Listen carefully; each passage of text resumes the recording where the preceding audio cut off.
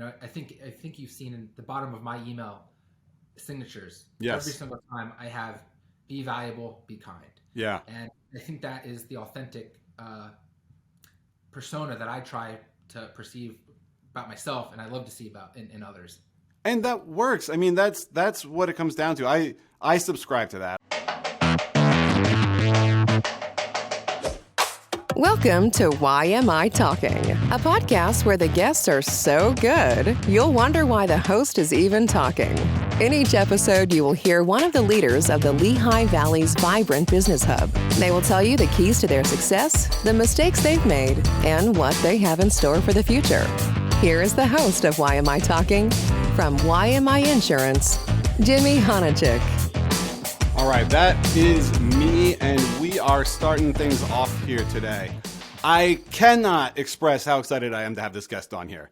I like people who hustle, and I hate this analogy, but if you looked up hustle in the dictionary, I am completely confident you're going to find Chris Morganelli's picture there. This guy has his hands in so many things. I can't believe he made time for me, but I am excited to have him. He graduated from DeSales in 2011, so you know he is a local guy. He then went on to start his own managed service provider called MCIT, and he has been doing that for a long time now. And then he's got a magazine. He's got a real estate brokerage firm. He is truly a hustler, truly someone we want to talk to, and I'm very excited to have him here. Chris, thank you for being here. Jamie, thank you for having me. I'm really excited to dive in and to have a conversation with you. Yeah, this will be great. So I'm going to take it back to how I came across you. So I came into my dad's business 2 years ago, and I'm sitting down in his office, and he's got this fancy-looking magazine there. And I'm like, what? This is like a local magazine. I wasn't ready to have this nice, like, thick paper. And he was like, yeah, this is Network Magazine. Not only do they have the magazine, but they put on these networking events. And this guy, Chris Morganelli, runs it. And I was like, that sounds cool. I'd like to meet this guy. I like networking. And he was like, by the way, he also has a real estate brokerage and an internet company or an IT firm. And I was like, get out. And so I reached out to you, and you were gracious enough to take the meeting. Oh yeah, and it's been great getting to know you since then. So I mean, let's walk through your story, I guess, and sort of how you got where you are. Like I said, you graduated to sales in 2011. Walk me through sort of how you got to where you are. Yeah. Again, it's been a pleasure getting to know you over the past couple of years for sure. And yeah, my journey's been it's been quite a ride. As you mentioned, I went to DeSales, graduated in 2011 with a computer science degree, and initially I started out doing some web development, but my ultimate goal was to open up a cybersecurity and managed IT services provider firm, which we have today. But the journey's been up and down, and how the story goes. There's been roadblocks and detours, but it's been a great journey thus far. I've met a lot of great people along the way, and I'm excited for the future. Yeah, and I forgot an extremely important part of your journey, and one that makes it all even crazier, I think, is you just became a dad fairly recently. I did. So you are a first-time father and doing all of this. Tell me what dad life is like. It's honestly everything I've expected and more. I'm loving it. My wife and I have a almost 9-month-old baby boy named Carter, and it's been a blast thus far. His personality is starting to come out, and it's just a lot of fun, and I love it. It's changed my life. I say 9 months is like my favorite part. Like up till 9 months, they haven't been doing a lot, right? Like they've been pooping. They look kind of cute. Abby puts out adorable pictures of Carter, by the way. Like they're super cute. But then 9 months, you're right. They really come into their personality then. Yeah. He's starting to laugh and giggle, and he's starting to do the army crawl and starting to move and stuff.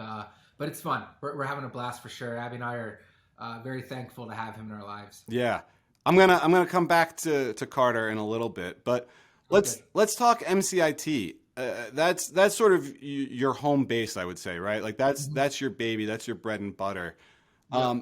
break it down for someone who's a layman. Like, what do you guys do? Yeah, sure. Essentially, we're an outsourced IT department, right? In short, so we're an IT company that provides managed cybersecurity and help desk support for organizations that might not necessarily have an entire IT department in place, or maybe just one individual that needs a deeper bench, or just a full service. They don't have anyone in house. We're able to do on-site support, remote support. We put in disaster recovery plans. We're doing managed managed cybersecurity on a number of different layers, and we're just really excited about the value that we're bringing to organizations and helping them make technology work for them and benefit their company.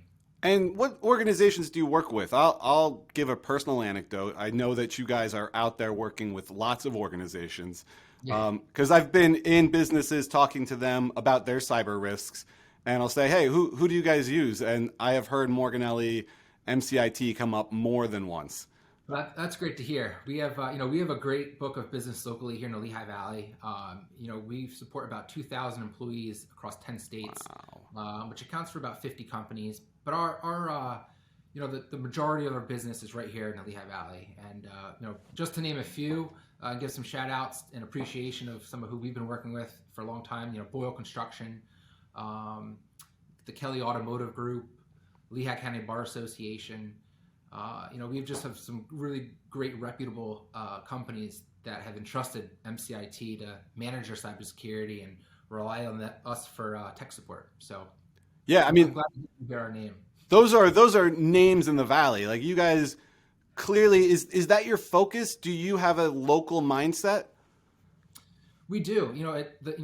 Those 9 other states that popped up essentially came about from the organizations being based here in the Lehigh Valley, right, and just expanding outward. But yeah, I think from our conversations, I'm all about being local, shopping local, and all of our companies are based here in Lehigh Valley or have their main office location here. And so, I love working with some local organizations. I was born and raised in Bethlehem, so we have a lot of Bethlehem-based companies. To name a few there, we have the Historic Bethlehem Museums and Sites as a client, great organization if Bethlehem's close to your heart. And also a new comer to MCIT is the National Industrial History. Get out. So we're excited to work with them. Yeah, that's a great place, right there by the steel stacks. So what I'm hearing from you is, right, like, and it's true, I go back to the first time we met. We went to... what is that brewery in Bethlehem? Bethlehem Brew Works, Fegley's. Yep. And you're talking to the bartender there because you knew him. Anywhere I've ever gone with you, like, you're bumping into people that you know. And so how important is that to you, building out that network or having that history in the Lehigh Valley? It's super important to me. My family's had a long-standing public face in the Lehigh Valley, especially Northampton County, for a while, and that having a solid reputation, having a network of individuals that know me on an authentic level is super important to me, and I think it credits to the growth of some of our entities we have in place. There's a trust there. There's an awareness that we're gonna go the extra mile for our clients, and so I love going into restaurants and things of that nature. Even it's a Friday night and said, "Hey, Chris, how's it going?" And I just love that. I think it's great to run into people and have that common, home base feel. Yeah, and you said something there about authenticity and how important that is to you. And when I asked you to come on here, I asked you to send me some stories and some ideas, and that theme came up multiple times when you relayed them to me. And one of them was when you met Abby and you talked about the authenticity there. I loved that story. Would you mind telling everyone sort of how you guys met and sort of where it went from there? Yeah. So, we had our, speaking of Bethlehem, we had our first date in downtown Bethlehem at Urbano. And, I think our reservation was at like 6:00 that evening. And we ended up closing that place down. We literally talked the entire time. It was fantastic. There was just a connection there. There was an authentic, just demeanor about her, and I think she saw it in myself. And From that moment on, we actually got engaged 8 months later. It was pretty Wow. quick. But yeah, it was that authentic connection with people I think is super important, so that they know that there's someone's there to look out for them, right? Their best interest is at hand. I think you've seen in the bottom of my email signatures, Yes. every single time I have be valuable, be kind. Yeah. And I think that is the authentic persona that I try to perceive about myself, and I love to see about in others. And that works. I mean, that's what it comes down to. I subscribe to that. I try to be as authentic as I can, because I don't know another way. But people wouldn't be reaching out to you, right? Like they wouldn't say hi to you in the restaurant if they're like, oh, there's Chris Morganelli. Remember the last time I talked to that guy? Like, no, you build those deep connections, and that's what gives you the ability to do that. Yeah. Yep. Yeah. Try to, at least. Yeah. No, that's great. And so then you and Abby, you guys get married, and you have Carter Thomas. And talk to me how that has changed the business, right? It's got to be tough balancing that. Like I said, you've got your hands in a lot of things. So how does the addition of Carter Thomas change things for you? Yeah, I mean, it's definitely. I thought I didn't have time beforehand. It's time. I tell people that all the time, right? Like, I thought I was busy, and I was, but it really gets crazy. Yeah, I think the thing for me is as you're building businesses and you don't have children, those are your babies, right? It's everything you're doing revolves around that. And I think when you have a kid, your priorities certainly change, right? But what I think at the end of the day is I know that these entities need to work and they need to tick, so I can provide for my family and make sure Carter has the life that my parents gave me, right? I enjoyed my childhood. I got to do a lot of things and travel a lot of places and great educations and things of that nature. And so building these businesses hasn't been backburnered, but the method and my approach and the importance of why I'm doing something, he's the reason now, and Abby's the reason. There's more to it than just me trying to, make money and grow businesses and things of that nature. There's a real purpose, which I absolutely love. I think the excitement each day is a little bit more than previously because there's something that is just bigger and more important than me. Yeah. Yeah, you start to, I mean, you don't want to get ahead of yourself, but I'm always ahead of myself. You start to think about your legacy, right? And maybe Absolutely. Carter Thomas is coming in and manning the business one day. I would love that. I would love that. I actually got him. It's so funny you said that. I actually got him legacy and legend hats for him and I to wear. Get out. Are they matching? Oh yeah, they're identical. It's just his says legacy, mine says legend. Yeah. No, that's awesome. So you're hoping. Yeah.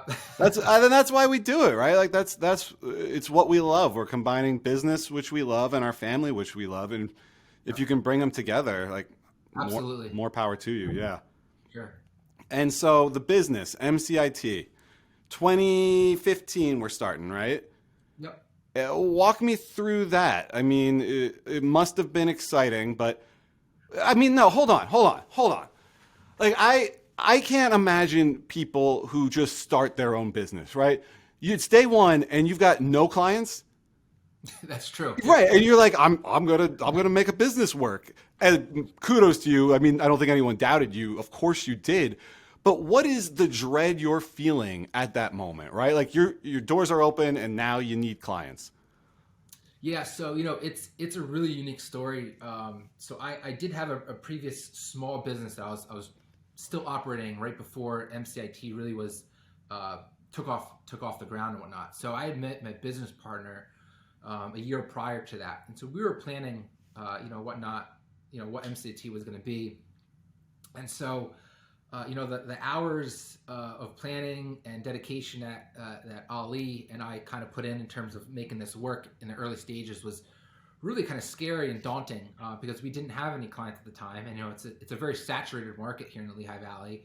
Our family and friends were supportive of it, but it was quite a task to kind of sell the concept that hey, give these two guys a chance to maintain and support your technical needs, where it's the heartbeat of your business. And so I give Ali credit. He's the one. He was the brains behind the technical side of MCIT, and he made it work. He was pulling 100-hour work weeks at one point, and one by one, clients started coming on board. So it was we crawled out of the hole we put ourselves in.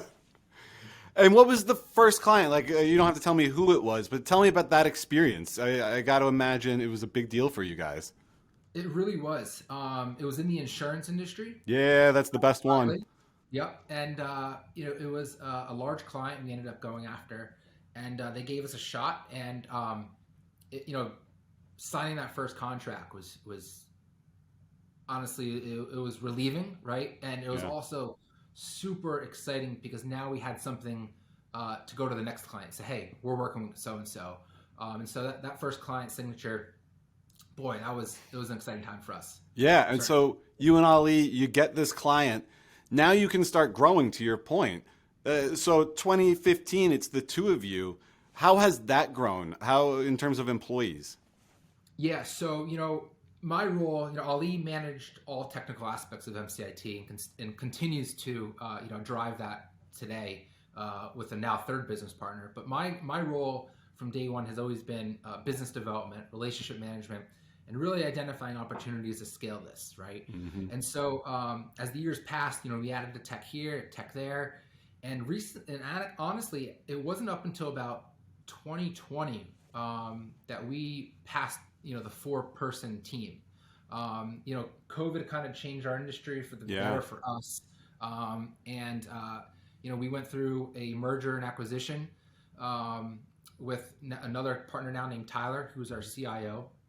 And the three of us, there's 12 of us all together now at MCIT. And our team continues to grow. We have about 2 more hires coming on in the next couple of weeks. And so the growth projection and the scaling of this business is super bright, and the 3 of us are super excited about the future of MCIT. All right, so while you were talking, I jotted down like 3 things I want to hit out of that because there's so much to unpack there. So let's start with COVID and how that changed things. And I'm thinking particularly the need for cybersecurity, right? Like, we all needed it before, but how has that evolved, and how does MCIT stand to help people there? Yeah, so the work from home movement really shook the industry in terms of how to secure people's data and devices and things of that nature, because the boundaries of organization used to be the front door and the back door, right? But now it was the homes of people working across the world. Yeah. And so we had to actually kind of circle back, Ali and I, and identify, what was the next logical step for MCIT in growing and what value we could provide to our clients. And at that time, we were purely doing help desk support, on-site support, remote and on-site, disaster recovery and things of that nature. But the cybersecurity piece wasn't really on the forefront or in place at that time. And so Ali and I made a determination that, we needed to build out that division. And ironically, as I think many industries found, hiring was super difficult during those periods of time. Mm-hmm. And so I had met Tyler. He was advertising his company, which was a pure cybersecurity firm. We hit it off. The 3 of us hit it off, and we came up with a plan to merge our companies. And so that's how the cybersecurity piece came into play. It was perfect timing. And I think you agree that insurance companies at the time were starting to crack down, and the whole landscape was just evolving so rapidly. Mm-hmm. So right time, right place. I think MCIT rode that wave and momentum to where we are today, and we're super excited about that. So you're telling me that like having a kid and running 3 businesses wasn't enough. You decided to throw a merger in there as well. Yeah, I had too much time on my hands. Yes.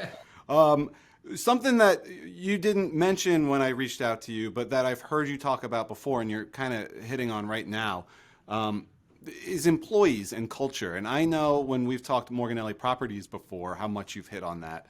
Talk to me about the importance of that for you, how you go about building a culture in your organization, and how, I guess, you feel about your impact in the community as a whole. Yeah. So super loaded question. So across all these entities, MCIT, Morganelli Properties, and even Network Magazine, company culture for me is super important. Individuals choose to work at our company, right? They don't have to. They have other choices out there. And so for someone to want to work with us and our brand and represent the products and services that we provide, I feel it's our responsibility to make sure that they're in an environment that either supports them in a way that they can't get anywhere else, or that they're able to have a leadership team that they can hold accountable on different levels. And so MCIT, we have a really great laid-back environment, even in a really high-stress industry. Our tech retention rate is literally 99%. Wow. It's been fantastic, and our techs, we get the feedback from them constantly about, what are we doing? What don't you like, et cetera, right? So that team is rocking and rolling. Morganelli Properties is kind of unique because that's an industry obviously I didn't have exposure to, but learned a lot about the real estate industry. And the key is realtors hop brokerage to brokerage nonstop. Yeah. In our instance, our agents have stayed with us consistent. Our retention rate's probably about 99% there too, and we're super proud of that. In fact, we've had a couple. It's not 100 because we have had a couple leave, but guess what? They came actually back to the brokerage because they recognized that we were bringing, which we're super proud of. Yeah. And so I think company culture is super important. At the end of the day, making sure we're providing value to them and the employees and the team members is super important. And Morganelli Properties, my brother and I, we actually don't practice real estate. We have a team in place. Our cousin Heather McFadden's a broker of record there. She kind of runs the show. She's the boss lady. Heather is a boss lady. I love Heather. She's awesome. She's a rock star. And our agents love her, and they know that they have access to the three of us if they need something. But my brother and I, we don't compete against our agents. We don't practice real estate. Our sole purpose is to be there for them in whatever capacity. Tell that story of how you got into it, because I love how you guys were just like, yeah, we should do this, basically. Yeah, so my brother and I were buying and selling our own personal property 6 years ago or so, and I went through about 5 agents, and my brother went through about 6 or 7. The level of representation and knowledge just wasn't where we thought it should be. Mm-hmm. And so going through our process, we learned a lot, but we also recognized that having a real estate license could also save you some money on the transaction, right? And so my brother said, hey, you should get your license. I said, you should get your license. And the idea was to have just a couple agents under us. And once we passed, all the brokerages will reach out to you to join. And so long story short, I didn't like the technology or the marketing, some of the red tape you had to dance around, and some of the accountability I felt wasn't there with the leadership, to the level that we expected. And so I told my brother we should open up our own brokerage. He thought I was nuts. Lo and behold, we did. You don't hear that, right? You don't hear of people opening up their own brokerages. Keller Williams out there, Century 21's out there. Like, that's where you're going to go, Remax, but not the Morganellis. Yeah, it's true. Yeah, and we went and got 2 investors for early on financial stability because we didn't know if this was going to work or not, and we blew our business plan out of the water. We had 5 agents for our first probably 2 years. We hit 20 within our first year. Wow! And we're 40 plus member now at Morganelli Properties, and it's because of the agents, it's because of Heather. I think it's because of the company culture. It's because of the value that we're bringing to the agents, and I think they see it, and they know that if there's an issue, they can come talk to us. If they have ideas, they can come talk to us, and that goes across the MCIT as well. I want everyone that's on my team to be willing and excited to come approach us with new ideas or issues, because we'll fix them if we have to make a pivot. Yeah. I'm going to bring up something that I feel like ties sort of all of this in together. So we've got you growing up in the Valley and your ties to Bethlehem, deep-rooted. We've got your importance of culture and the employees. And you at Morganelli Properties just moved your location, right? We did. That new location's awesome. I know that. Tell everyone what makes it so cool, though. So we're super excited about this. The building that my brother and I purchased was the old Costas drugstore back in the day. And then after that, it was Nuts About Ice Cream. It was an ice cream shop. So the history of the building is super unique. And what we've done with feedback from the community is we kind of preserved some of the elements of this building. And I think you saw, Jimmy, we now have the ice cream bar and stools still present in the office, and they look fantastic. And the building just turned out gorgeous. We're really excited about it. It's functional, it's inviting, and the location is central to Lehigh Valley, which we absolutely love. Yeah, and I'm not just saying this because I am a huge ice cream addict, but it's so cool that you go in there and truly the bar is there with the stools. It's really unique and it keeps the character of what the building was. Yeah, we're really excited about it. And even talking about small world, there's actually a church pew along one of the conference room walls.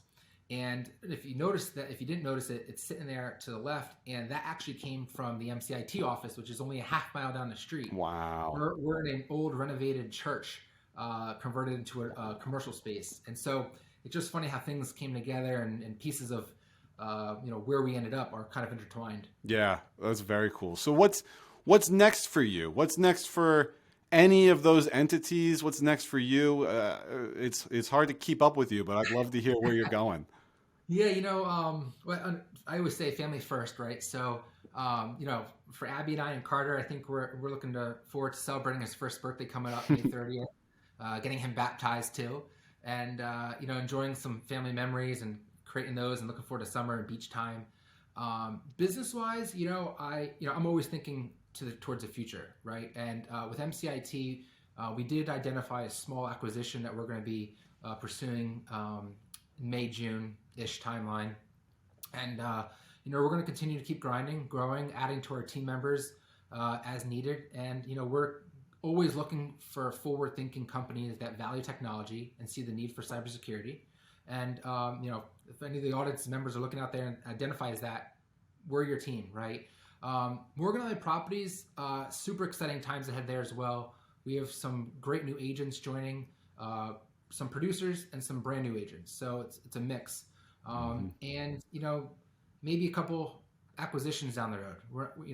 We're always looking to see how we can diversify and scale this business rapidly. I think mergers and acquisitions are a great way to scale an organization. And we're really excited about that.